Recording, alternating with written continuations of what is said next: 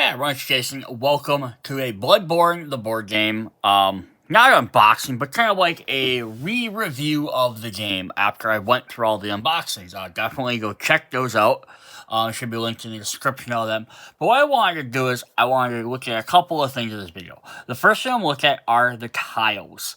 I want to go over them because in the Chalice Dungeon, which is the special box you can get that after you've played through all the campaigns or whenever you want, you can just basically get rid of the campaign and the chapter cards, and you can just play essentially like a dungeon crawler into a boss battle. You're not trying to look around and search for things. You're just trying to find the room to get to the boss, and then eventually fight the boss and win, if you can do it in enough turns.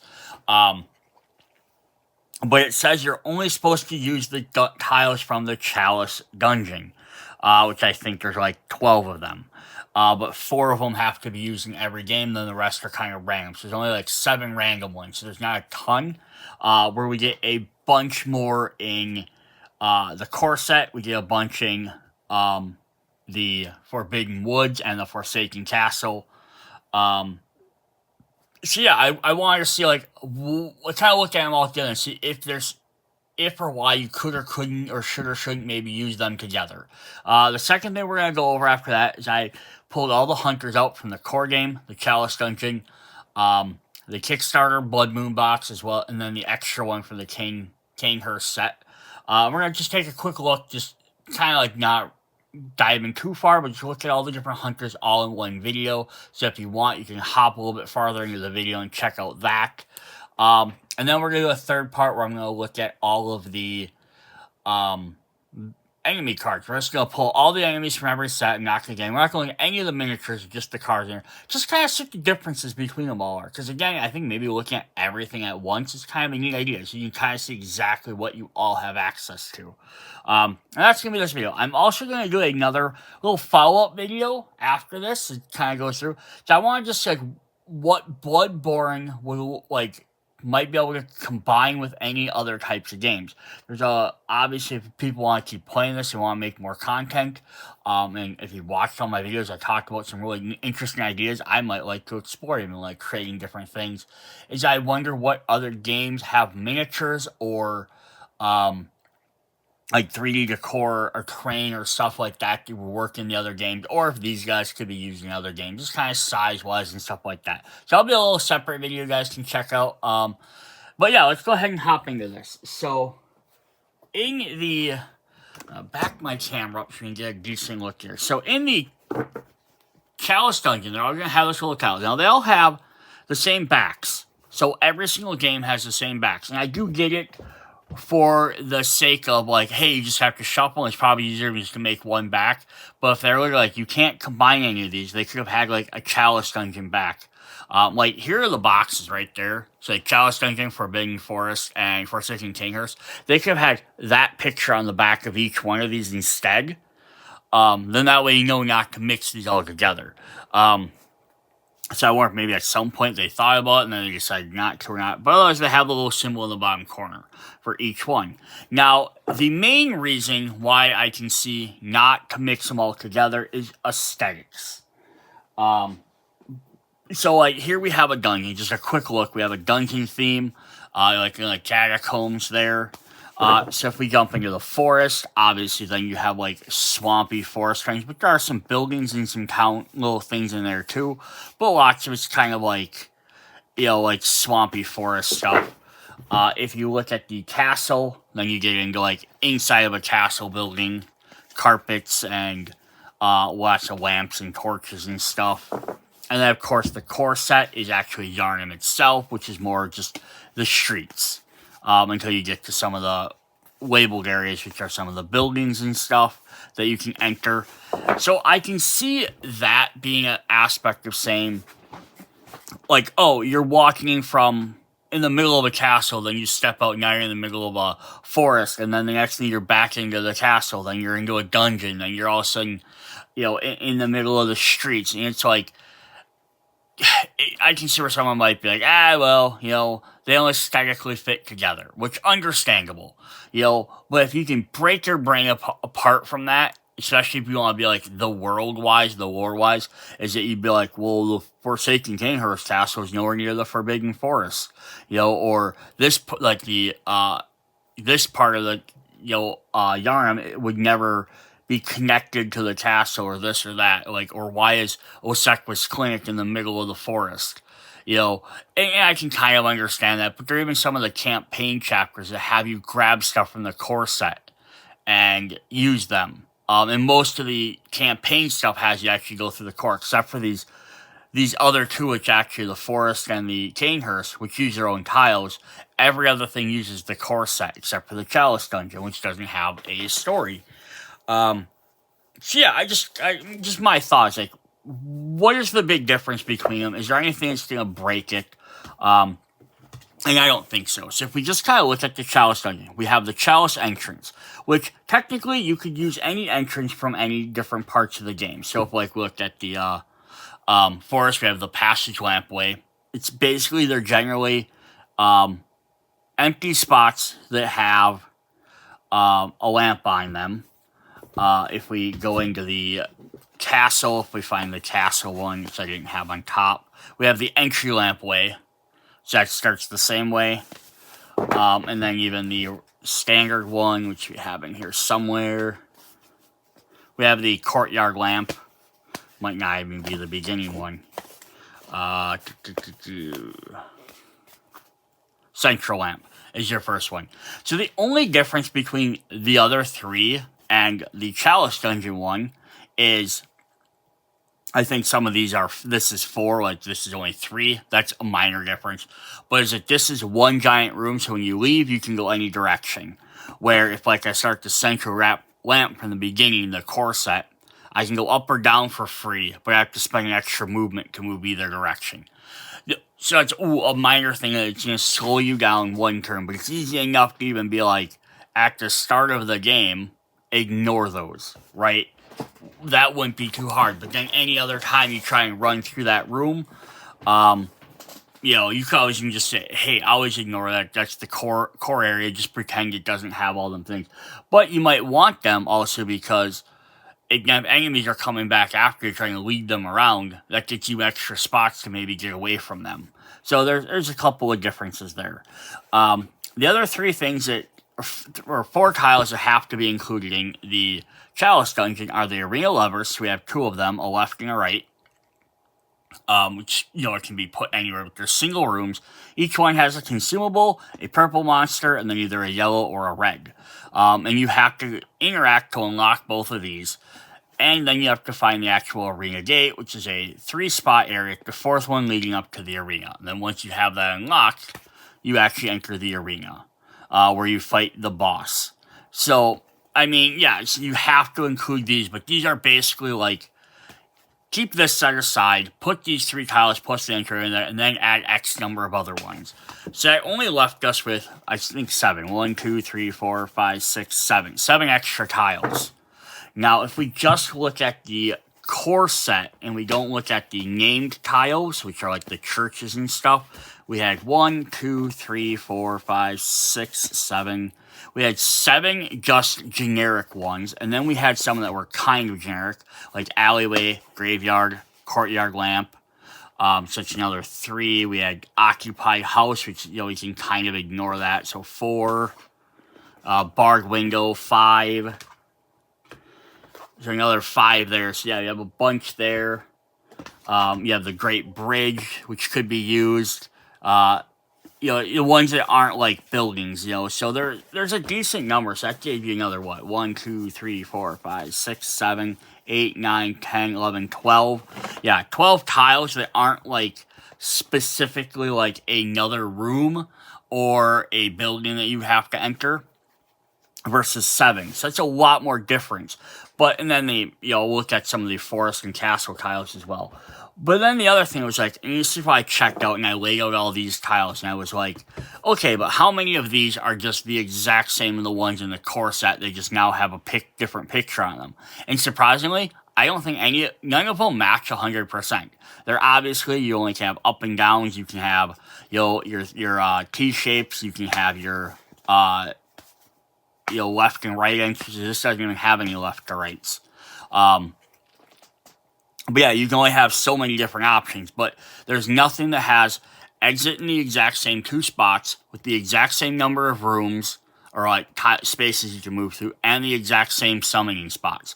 So yeah, if you added these 7 even just to the core game, and you're like, maybe while you're in the Chalice dungeon, you might end up running into the street areas, or something like that. Or if you want to be like really trying to keep it thematic, be like, if you're in one of these, you can draw either another one from this pile, or you can draw one from the streets. If you draw it there, you have to then connect them back together. So like maybe you left the dungeon and you're out into the streets, right? You left and you exited out into an alleyway. But then now if you have to connect an alleyway, it has to connect either back to one of these. Like you could have the 2 piles separate if you want to just kind of keep that way. That way you could keep drawing a bunch of dungeon tiles or a bunch of alley tiles or town tiles if you want. If you want, like, I'm going to play a couple of towns in a row, then I'm going to play some of these.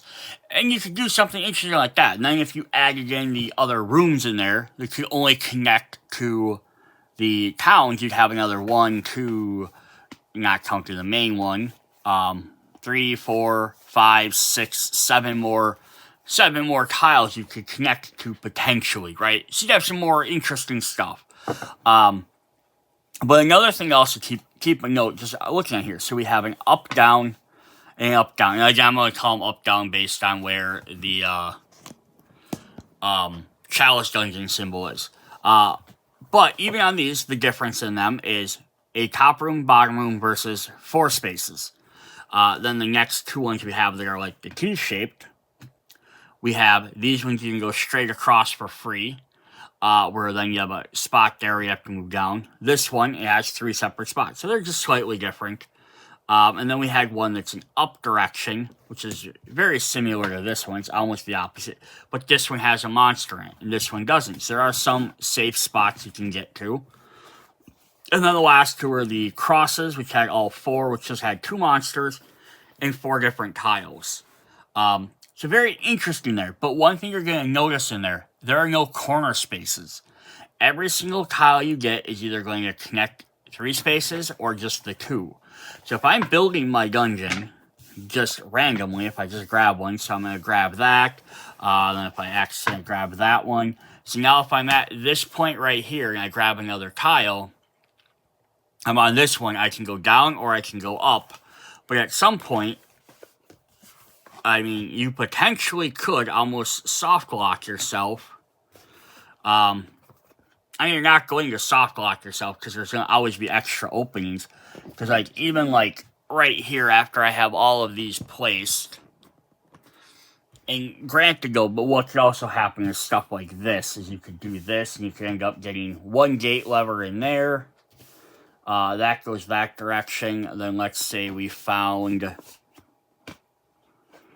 like, the Chalice entrance started there. We went right up. We found our other gate tile. We grabbed this one. We went that way. We connected those together. We found our arena gate. Let's just say it went that way. I know you can connect like this where they're blocked, and that's not a big deal. Connected that one to that. And then let's say we found our arena way over there. So, right, here's our big giant map of every tile that we can have in here. So we have an opening still at the top we could have discovered. We have an opening down here in this corner. And then we have an opening down this corner. So just by this layout, we only have 3 extra openings. And you might be like, oh, well, this isn't too big of a map. Actually, technically, the arena gate would have had to be turned this way because it has to attach directly to the arena. So whenever you play this, the arena would have to attach directly to it. But that doesn't change anything there. But yeah, you can kind of see what you have going on here. And you can see, like, obviously this is if I block it. And you could make giant, like, L shapes or, like, a big circle going around. Like, you wouldn't have to necessarily, like, come back this way and this. You could just keep going in, like, a big line if you wanted to and go in a big square. Or a circle type shape. Square, circle, rectangle. But you have all these different options. And obviously depends on where things land. But everything kind of, like, you start getting like this. You can see, unless I go like way out in a big round circle, everything's kind of connecting back together. So like what I mean, the other direction is we could have went, like, basically you could just go all the way around. And at some point, though, what's going to happen, though, is if you try doing that, you're like, oh, we're not going to go in. So if you start setting it up like this, and you're like, oh, we're going to go around this way, then we're just going to keep going straight. Oh, we hit a lever. So then now the thing is, now you have to travel all the way back, come back, and they're like, well, let's say the other half of the team, you had 4 players, they went the other direction. They got this way, they found the gate arena over here, right? Which then blocks off the arena there. So you make like this U-boat shaped. So now you have 1 tile left, which is the arena lever. So now you have to figure out, is it this tile, this tile, this tile, this tile, this tile? So you have 1, 2, 3, 4, 5 spaces to figure out which one this is. You know, and then wherever it's at. And you could get lucky and, like, guys coming back, you find it here, but but that's the point, though. If this is the last one, it's not which of these 5 it is, it's which one do you want to enter for it, because you know it's going to be there. If your other team is sitting here and these guys are coming back, like, these guys go like, oh, we're just going to step over into there, unlock the gate, and then wait for the arena. Or if we head into the arena, it automatically opens. But yeah, you can obviously get that. But I feel like, and again, without having like always tested and played all of this exactly, you don't know how it's going to wind up. But you can see, like, I think not having any L shapes in there is going to change how that's going to work versus the core game, especially if that's used to playing. So just a sec, if we look at some of the core game stuff, I'm just even going to toss up. So right there we have our courtyard lamp, which I know is in our starting spot. It's basically the same idea, though. But we have that in an alleyway. Alleyway is like straight across. Let me drop this back down a little bit. We'll kind of look at some of these different tiles. But yeah, we have a 3-way there, but you have a graveyard you can do. It just has, again, the 4-way, but it has a single spot. You can have this. It's kind of like, I mean, the occupied house. Is it going to do anything for the Chalice dungeon mode? No, it's not. Like, in general, it's not going to do anything, but it gets you, like, a 1 different L-shaped thing, or T-shape. Here we have the barred window, again. In itself, not going to do anything. There's this 1 extra space. But it gets you a corner space, which can add a lot more interesting things, because then you might get a corner space locking yourself in the dungeon, making it harder to go through. There's another T-shape with some enemies. Here's another T-shape with some enemies and another consumable. More consumables you can pick up. Up and down with a consumable. Straight across with a consumable. So we have another L. So it's only 2 L's so far, or corner pieces. So it's not like they're crazy all over the place. And then we have actually another 4 spot. Just another thing to also kind of point out about that is, out of these tiles, we have 1, 2, 3, 4, 5, 6. 6 of them that have consumables. So that's out of the 7, 8, 9, 10 tiles you have to play. Like, not counting the arena, not counting the entryway. Out of the 9 tiles, and that's if you're using all the other ones. You only have that. If we let's look through these ones, which we had, 1, 2, 3, 4, 5, 6, 7, 8, 9, 10, 11, 12, I think. We have 1, 2, 3, 4, 5, 6, 7. So 7 consumables. So, yeah, kind of like here, there's a few more tiles, or about the same number of tiles, about 10 and 10. There's still about the same number of consumables, probably the same number of enemies. So it's like, I feel like you can almost do it either way. You can either mix these together and have a lot more different tiles, different layouts of enemies, which I also think make the Chalice dungeon more fun the more you play it, right? Because after a while, you're going to kind of see, like, oh, I've seen these tiles. I kind of know where enemies might appear on these or what options I have. But here it might throw in some loops in there, because you can end up, if you're drawing a bunch of just random ones, like, let's say you, out of this entire pile right? And obviously I have the levers in here, but out of all of these, there's like 20 plus tiles or whatever, and you're only playing with 5 random tiles, right? Because it's a smaller dungeon. Rather than knowing you're only going to have these couple, also you might end up with some corners, you might end up with just all straights, right? Maybe it's a fully straight dungeon. Maybe it's only 4 square stuff, so you have a lot more options. Or you could just have obviously I know you don't want to have as many as you could. You don't want to add every single tile in there, because of the timer. Because of the timer, by the time wherever them gates land, you might never find it. But you could always use this as an option instead of having it be, have the hunt timer on there, which is going to run out eventually. You could just have it be, an endless dungeon almost, right? You could keep playing until you find them levers and then go fight a boss, right? And then maybe even after you could even just, if you want to get rid of the levers, just be like, hey, if we find the boss arena, we fight them. Or have multiple ways to fight bosses in there. And then like have some other different rooms for fighting different bosses. And you find, oh, there's a boss here, there's a boss there. It could be a kind of an interesting game. Or keep the timer, but maybe reset it so only every time you die does everything spawn again. Some people thought about that for standard gameplay. But if you're playing a massive dungeon with like 30, 40 tiles, right? That'd be kind of an interesting thing where the thing only goes up and you just want to see how many you can get through. And then every time one person goes back to the dream, at the end of the round, all the enemies respawn, or a bunch of enemies respawn. You could play with a lot more different enemies. You could have some really cool ideas there. So if we kind of look at some of the other buildings in the core game, so we have like the ransacked house, which, so this would be kind of neat though. It's like, it could add a dead end to the thing. Like we have the gates in here that are dead ends, wherever they are. The levers, which are all dead end rooms, which have 2 enemies and a consumable. This would be the same thing. It adds another dead end. Oh crap, we went all this way and now we got that. So imagine if we had that like U-boat, and then we got there instead of a lever, it was a dead end, right? And now you have to go check one of them other 5 inner tiles looking for that lever yet. Same thing like you do with Suffix Clinic, which is basically a safe split. So once you're in a turn, Hunter may suffer 1 damage to draw a card. So maybe you have this, hey, that'd be kind of a fun thing. You could pop in there, you could potentially take the damage to get you an extra card. The Central Lamp, of course, right? The Great Bridge, which just adds another 2-space thing, but also has that interesting effect. Hunters may not move out of spaces containing enemies.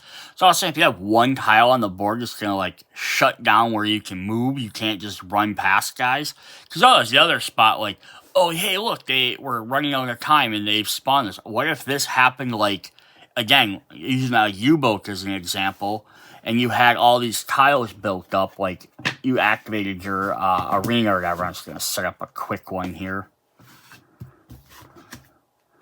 I have another triangle, right?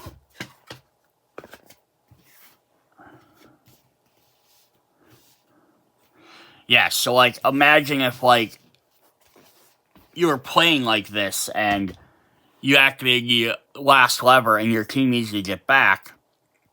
If you had no more tiles left, if you had another tile, you could drop in here and hope to find something. Otherwise, you might have to come back to this great bridge. And now if there's enemies that are spawning, now you can't just run by them. You have to stop and fight whoever's following you on this tile and defeat them. So if you're dragging enemies after, that could create an interesting trap in there. Otherwise, you could be like, oh, I'm going to drop another tile.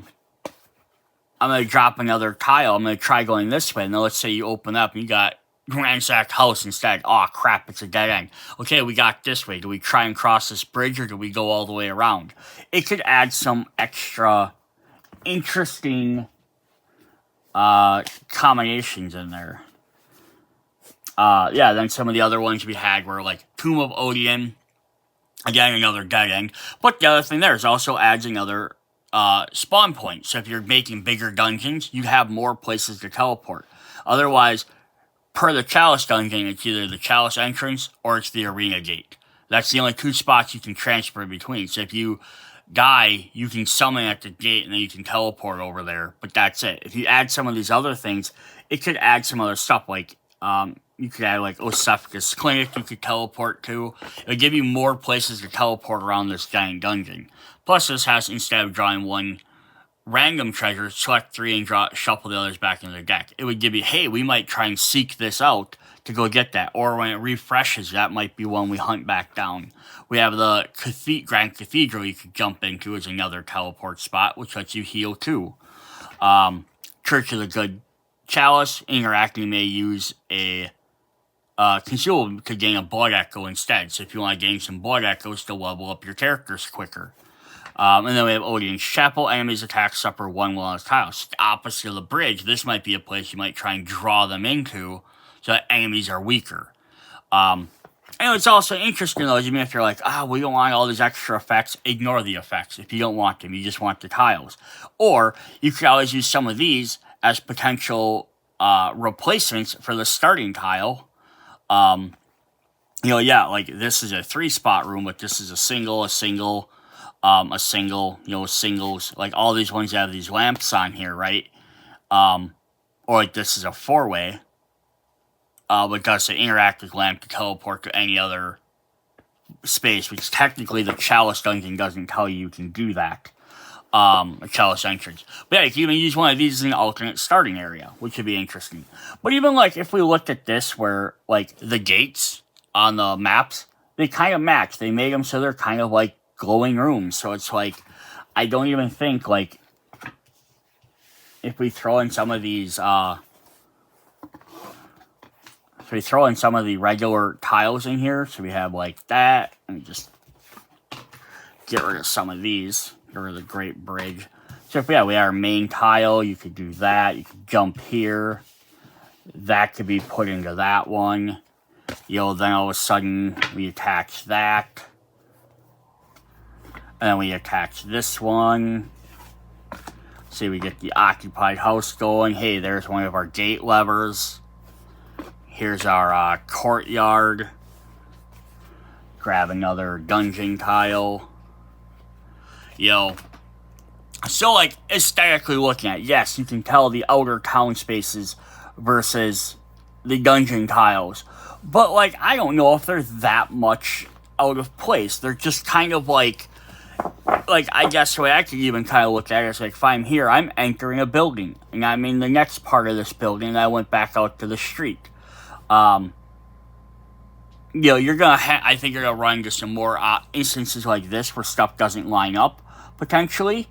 But, the only thing that it could potentially obviously happen is you could soft lock yourself in having more dead ends and stuff. But, that would be as easy again. It's just like if you have the massive pile, right, and you get to a dead end, you discard that tile. You have to play something like you normally would do in the regular game. So it is a possibility. So I think it works. So then the other thing we wanted to look at quick with these tiles in a really long video, is we have, this is the Forsaken Kinghurst Castle. So again, obviously if you put these Chalice Dungeon ones next to the castle pieces, or even next to the, I'm just going to set some of these on the board. I know they're not lining up right. But yeah, if you set outdoor stuff versus indoor stuff versus other indoor stuff, visually you can tell they're very different. But why is it not even like, this is the darkened part of the castle, this is a bright lit room, this is the streets outside of the castle or outside of the building you're in, right? So I don't think there's any reason why you couldn't do that. And then, just before I look at these tiles, it'd be the same idea at the forest. You have the forest tiles. You drop some of these down wherever. Like, yeah, I get it. Like, the entrances definitely don't match, but it's like I left the building and then there's a forest surrounding my building. So it could definitely be a thing. And you could, again, if you even wanted to, potentially be like, oh, we're going to have 4 stacks of tiles. We have the Chalice Dungeon tiles. We have the old Yharnam tiles. We have the forest tiles. We have the castle tiles. If you wanted to have everything kind of separate, then you could draw from what you want. The only problem would be having to find them lever gates. because they could be just about anywhere. Yeah, let's take a quick look at the castle tiles just to kind of see what we're getting in here. So we have a left to right spot with a empty corridor, has just a treasure in there. Again, that's not even a bad thing. Even like this one here, it's a 3 space with just a treasure with no enemies. So having some extra spots where you don't have to worry about enemies, like, because otherwise the main one, the castle, almost everything's gonna spawn an enemy. Here, having some like relief points might not even be a bad idea. We have a L shape there. Obviously, I should be turning them this way, but just has an enemy and a treasure chest. We have another T shape with just an enemy. We have a hallway with 2 enemies in it. We have another L shape going the other direction with an enemy and a thing. Then we have a couple of special spots. So we have, of course, we have the entryway, which you could reuse as a different one. We have the statuary hall. So it says, hunters on this might suffer -1 dodge while on this tile.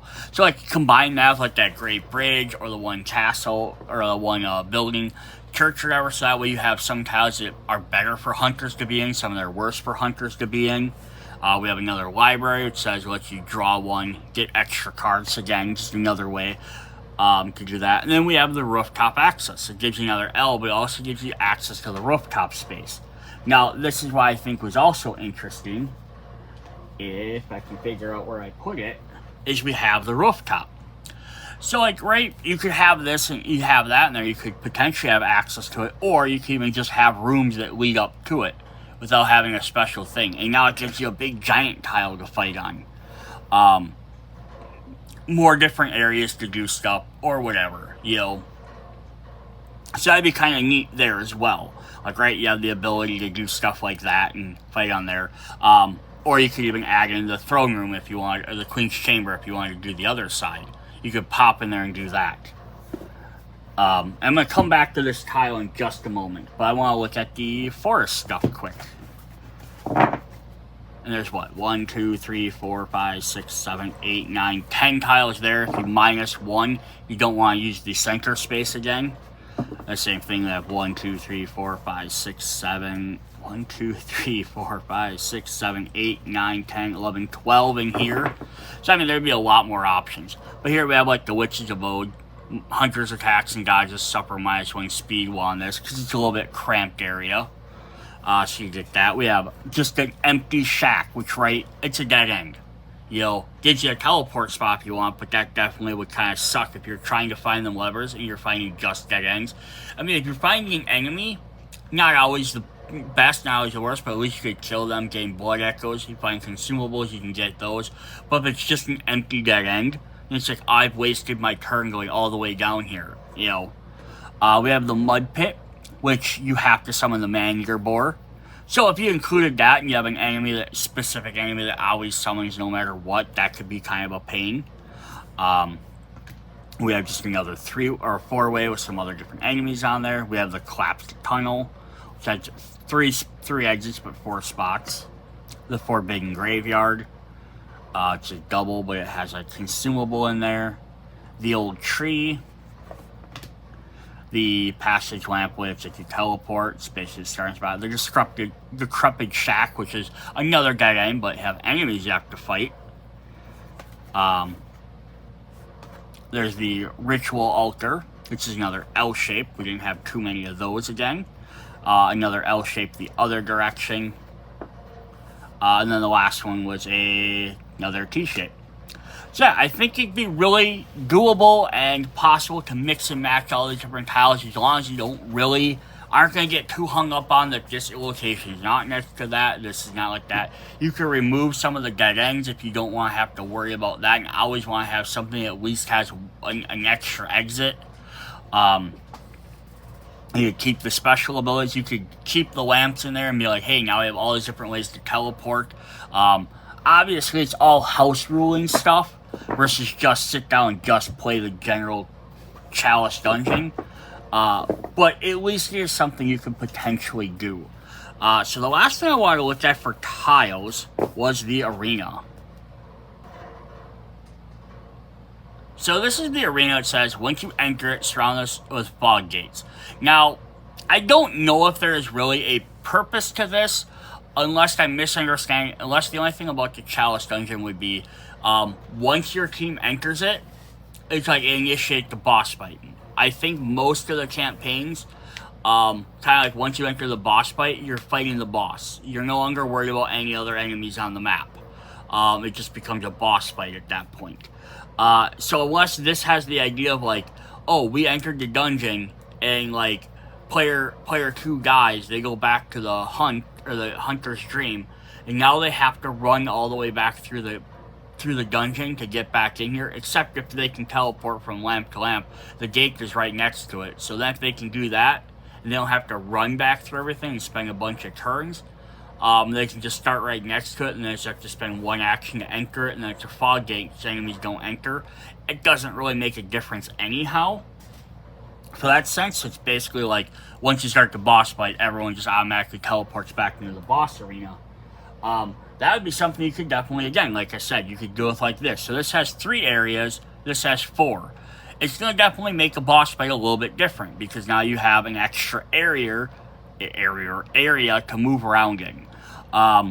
Or again, you can always fight them on the rooftop as well if you wanted to do that, and that gives you actually 5 areas. Is that going to necessarily make a huge difference? Versus 3 areas, the idea if the boss is here and you're here, that'd be the only, they're always going to attack you from one space away, right? Or they're always going to still activate against you because you're still close enough. But it's basically you have to spend 2 movement to move to them, or they have to spend 2 to get to you. If you activate this, it's not any different realistically, because it's either you're here, 1, 2, or but here it's obviously 1, or it's 1, 2, 1, 2. That's the same there. This one will be not terribly much different either, because it's 1, 2, or 1, 1, 2, or 1, 2, or 1, 2. It just, or 1, 2. It's the same thing. It just adds a little bit more space, especially if you're playing with multiple players. Because that way you're not trying to cram a boss and 4 hunters on here. This would get you a little bit more room. But that being said, even beyond that, is we have from the expansions, we have the oversized tiles, which don't have any connecting points on them anywhere. But they could be other things you could add into the dungeons as well. So we have like Bergenworth, which is the land space is only adjacent to the, connected to the upper level.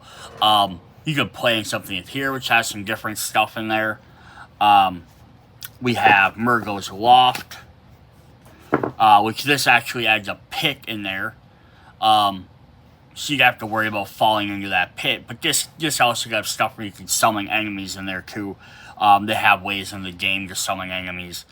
But that'd be a different thing you could try and incorporate into the dungeon somehow. Is even having like, hey, here's a special, like put an insight token on a certain tile or something. Or if it comes up, you're like, maybe that's what brings you up to here and you can fight in here or something. Or have this be a starting location or spawn random guys. The Orphanage, which has its own things, has some consumables and stuff. I don't know if any of these are necessarily really worth doing. Like Yargle has the different rooms you have to explore, but they have these summon cards for the campaign to say what go in each one. Again, that might be neat for an endless boss battler, but if you're trying to fight the time limit, I don't know if you want to be running around searching for rooms to defeat things and look for consumables when you can search other rooms. But those are the 4 big tiles we have for this. But on the back side is more what I was almost interested in for boss fights. You have a 9x9 tile. It's like the Altar of Despair. You have Wet Nurse's Illuminary, which is not 9x9. It has a couple of mini ones. Moonside Lake is the same way. Or you have the Advent Plaza. But like this could be the, if you don't count, if you say you can't run up on these, which you could count those, you have 1, 2, 3, same as you'd have for the arena. Like again, 1, 2, 3, same thing. Like this is basically the exact same as the rooftop, just in a bigger form. And so is the Nurse's Alumnus. This would be the only one out of all of them where you might end up with an issue of being too far away. Because if you're here, it's 1, 2, 1, 2, 1, 2, anywhere there. The only ones would be the top corners. You have to do 3 to get there. So that'd be the only ones, is if you were trying to get to some of the corners all the way across, like 1, 2. You can't move diagonal. It should be like 1, 2, 3, 4. There might be some more stuff there, but just gives you what that'd be kind of neat. Is you could pop out one of these other boards for a boss, and then now when you're fighting the boss, you could get rid of all the other tiles. You just have this, and that's assuming again. Once you fight the boss and you decide to initiate, you open up the arena gate and you're gonna fight in there, that you have to do this. And even if you didn't want to use those levers, that's always another option. You could even get rid of the lever idea and then pick 2 other, maybe have 2 other named buildings from something else and just be like, once we get to those things, that's what activates the trigger, right? You could be something like, for the core set, right? You want to just have 2 dead ends. You could have the good church and the Grand Cathedral. Right? Those are 2 areas you could get to instead of the levers. And just have it be the same thing. And then they unlock the boss area. So there's a lot of different options there you can have. The last big tile we have is we also have the garden, which is another 9 that you could play on as well. The other side is the workshop, which is from the Hunter's Dream. So the idea here is there are some enemies that spawn, and you have this. I always thought this would be kind of almost an interesting thing for when you go back to the Hunter's Dream, is that you potentially have enemy threats on the board. So like when you spawn, if you die or spawn back in, you spawn back here, and then now you have to try and work your way back around the corner to fight these guys. Like you can go here, fight, you can go into there and try and run to the thing. But that might almost be, again, with the time limit, the hunt, if you're playing every time everything happens, it might not be as good. But if you get rid of the end of the turn one and you only do it for whenever someone dies or goes back to the hunt on purpose. But that'd be kind of an interesting idea, right? If you get sent back to the Hunter's Dream, right? And now you have to maybe potentially fight some guys that are just roaming outside. That'd be kind of interesting. You could even make them like pick specifically like weaker guys that are sitting out there, like maybe just the mobs, the hunt mobs, from the core game, which are pretty easy to beat. You could just have both of them be that. They just always spawn out here. Now you just have to defeat them random enemies, or different stuff there. And then you could instead use your blood echoes here, choose and gain as many consumables from the deck and discard. So that would be another option, right? You could get out, like, say you have to get back to the lamp to teleport back out, but you could be like, oh, well, you're on this space. You can interact with that if you don't want to spend blood echoes to upgrade your deck. Maybe you upgraded your deck enough and you just want more consumables to use. It's another way to do that. Or instead of spawning here, you could be like, this is where you'd have to get to if you want to use this ability. You spawn back at the lamp. So your options are, if everything's refreshed, try and go for the treasure. You could try and run out, though, and get back to this, but you might have to fight enemies. Or, just alternate little game options you can do. So that's just kind of, I think I kind of want to look through. So there's a lot of stuff in there. I think the challenge, I just didn't understand why the Chalice Dungeon was like, and every other thing's like, you never want to mix and match any of these tiles.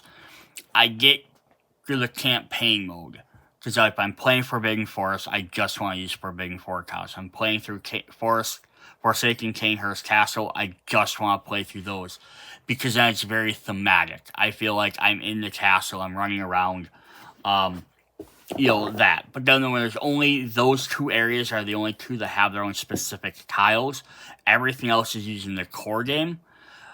At times, I've been wondering, like, if I'm playing any of the other chapters, what if I just want to use, like, take out all the just take out all the regular name stuff, or have exactly what I want, but it says random tiles. Why couldn't I use any of the other random tiles? If I'm not as worried if they're going to be as thematic. Alright, so that's enough of me rambling about that. Let's take a look at these hunters quick. And kind of just see what our different hunters look like. Alright, so we are going to start with, and we're just going to start in no particular order. We just kind of want to get a look at all of them in a row. So we looked at Core Box together, looked at the Chalice Dungeon together, and then the other ones, but that's 3 separate videos. This guy was on a 4th video, so let's kind of see what they all do. So we have a guy here, the Reeker Polish, who has allows you to place 1 card face down Quicksilver shot, deal 2 damage to an enemy in your space. So you can basically utilize an extra card to do a free damage. And then he has 3 speeds, which is definitely interesting. He also has 3 speeds. This says is when dodging at the same speed as an enemy attack, deal 2 damage to that enemy.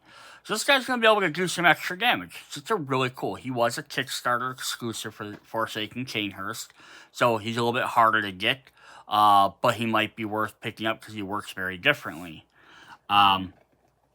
We have in the Corset... No, this is the Chalice Dungeon characters. We have the Rifle Spear. A little bit slower, some slashes and impale, but attacks deal 1 damage for each move taken. So this guy gains advantage for moving around. And then on his other side, he has every enemy's moving into a space. He places 1 card face down in 1 slot and deals 2 damage to them. So all medium speed, but he has the ability to do an extra quick attack, which is very, very interesting. We have the Stake Driver. So 2 mediums and a slow. After attacking with Prime Slash, may transform weapon for free. So you can kind of depend on... So it lets you flip your weapon over more regularly. But down the other side, she has one of the most unique ones. She only has 1 spot. So after attack, move all enemies from 1 space up to 2 spaces. And it's a 1 slow speed for detonating 4. Deals 2 damage to all enemies with other enemies within 1 space. So you're going to hit for 4, do 2 damage to everybody else, and then after the attack, move all them enemies that are within a space, 2 spaces away, so you're going to clear everyone away from you, except you didn't kill them, but then now you have to literally spend your next action to flip back over.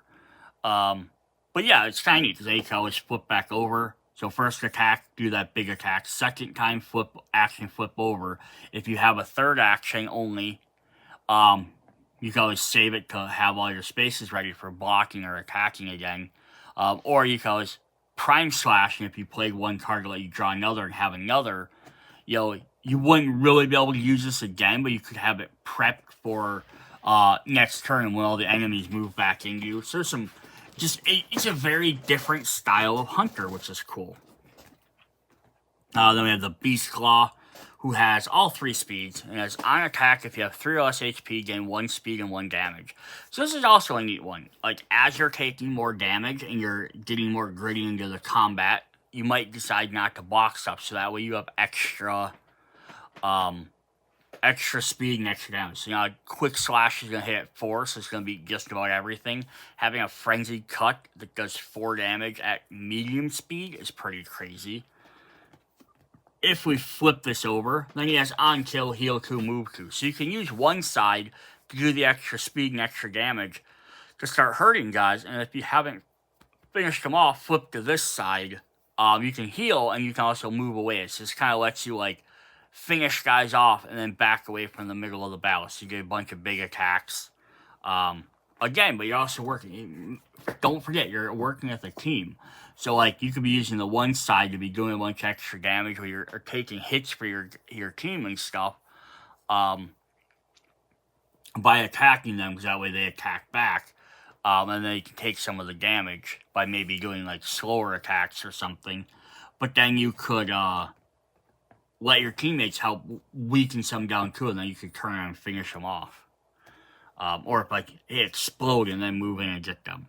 Then the other ones, we had the Kickage, which has on attack may suffer 1 damage to gain 1 movement or speed. So kind of like the other person, but where his you have to wait until you've taken the damage, then it's a permanent effect or temporary effect until you get health back.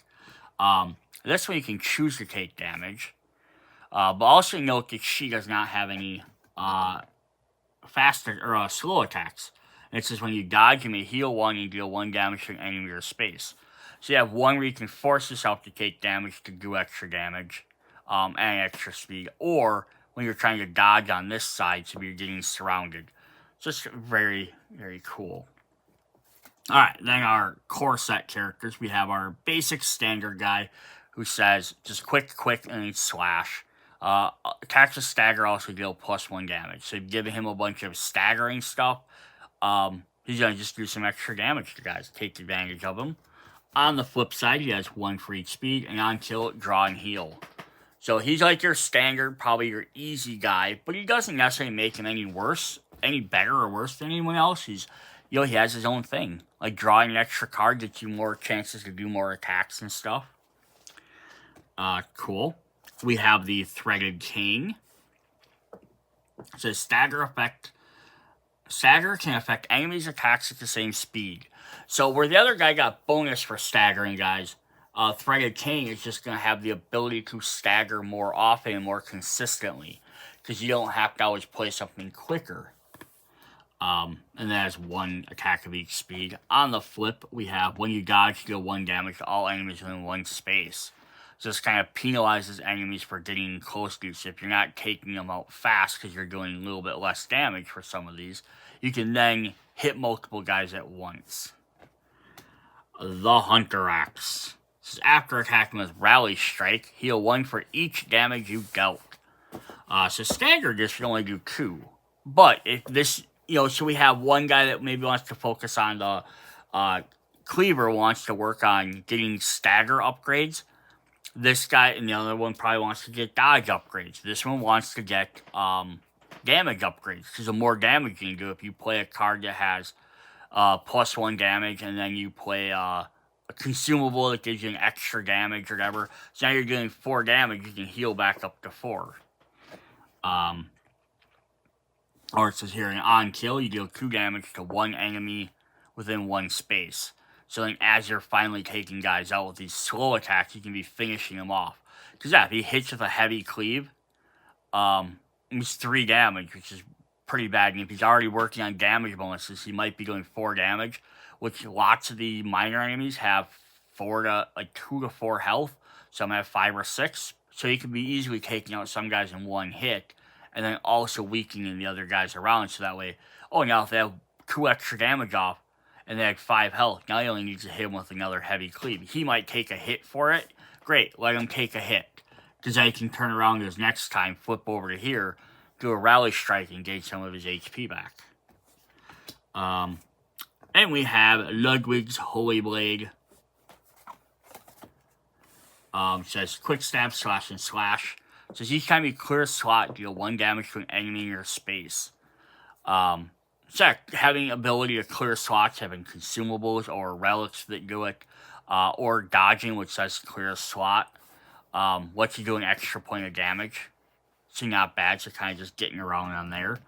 On the other hand, she has one of the two spots. This is after attacking with combo slash, may transform weapon for free.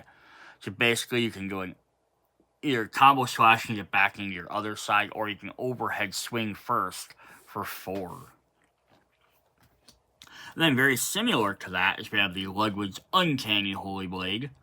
But I like that this one has a different set of stats, where this has a fast, medium. This has a fast, and heavy.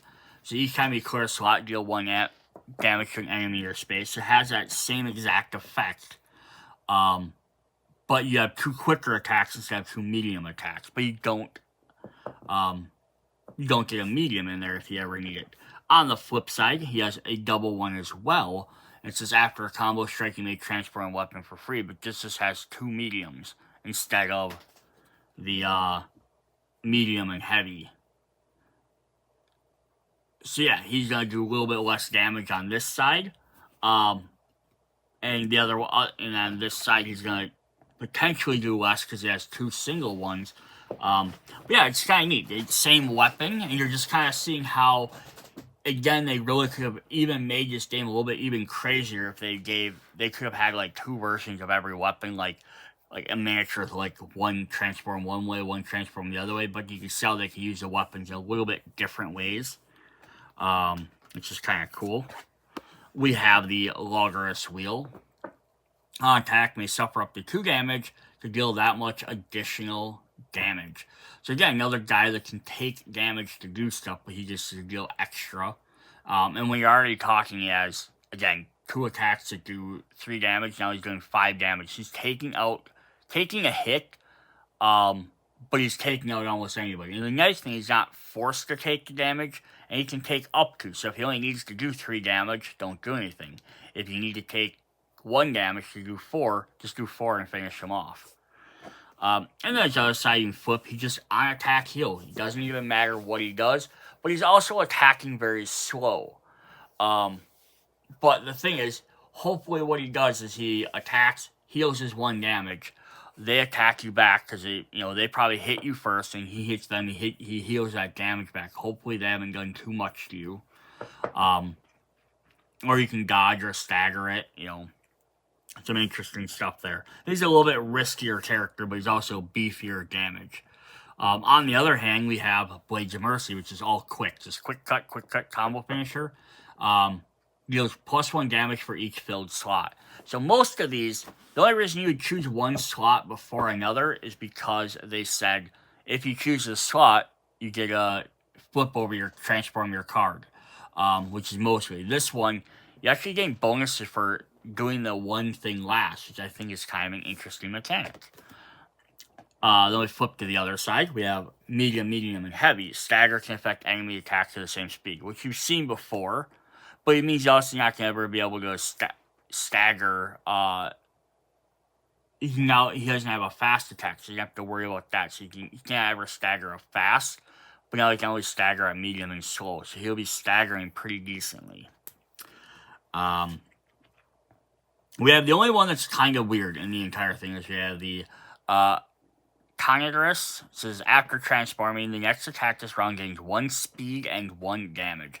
So she has mediums, heavy. So she wants to just do damage. But every time she transforms her weapon, so if you're getting a card or a rune that lets you transform quicker, that's even better. She does extra speed, she attacks faster, has more damage. But her other side is the exact same thing. Bludgeon, heavy, Sam. So it's the only hunter that has the exact same board on both sides. And I know this is like one of the last ones added to the game, so maybe they just, got to the end of the thing, they just forgot, or just decided they didn't want to try and think of another side. Because I know it has this lightning thing, so it does actually do stuff. So I think it just kind of wants to transform a bunch. But it does I don't think it makes it bad. It just really makes you want to, you want a medium weight character that's going to do a lot of damage, but you want to transform a bunch. Adds an extra thing.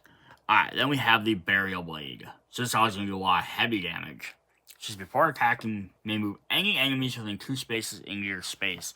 So this would be kind of cool with the stake driver. Blow them away, and then he pulls them back in.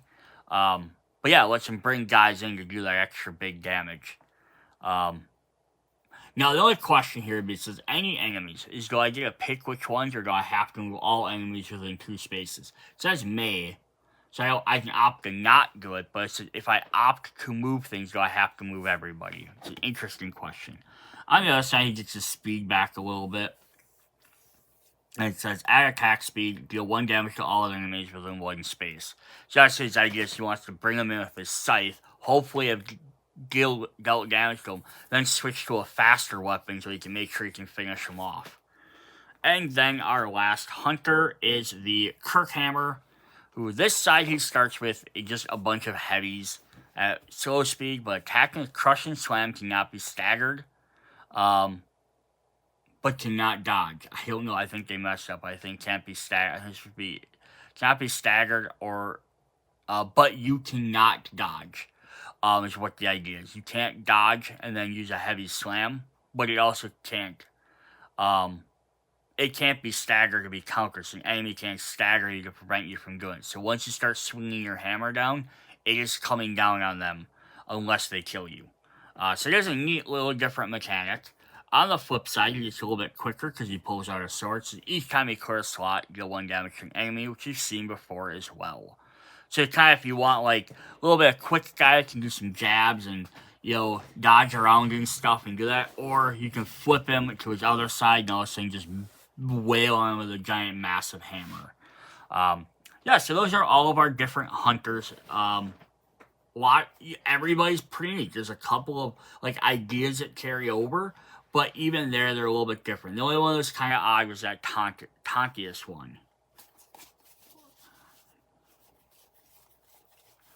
There's 14 of them if you get all of them. So again, there's 4 in the core set, 6 in the Chalice Dungeon, which are both retail expansions.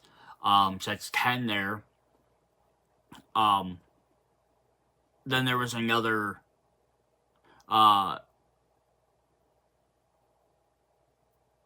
6 in the moon box. That would have been 16. 3, 4, 5, 6, 7, 8, 9, 10, 11, 12, 13, 14, 15.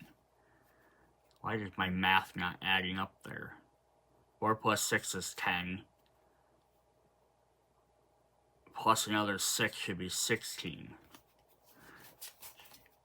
4, 5, 6, and then 1, 2, 3. Oh, sorry, there's 4 in the Chalice Dungeon. So 4 in the Chalice Dungeon, 4 in the other box, which is 8, and then you had the other 6. And then you have 1 that was in the Forsaken King her set. So very cool. So those are all the neat hunters. So I think the last thing we're going to do as a quick look at is I was going to do the enemies. I think I'm going to say no on that. If you guys would like to see a video where I show off all the enemies, let me know. Otherwise, this video is almost an hour long already. Just hopefully you weren't waiting until the end of the video to see that. But yeah, if you are interested and you're like, oh man, I'm really hoping to look at all the enemies together, hit me up in the comments. I will make that video. Otherwise, see you guys later. Bye.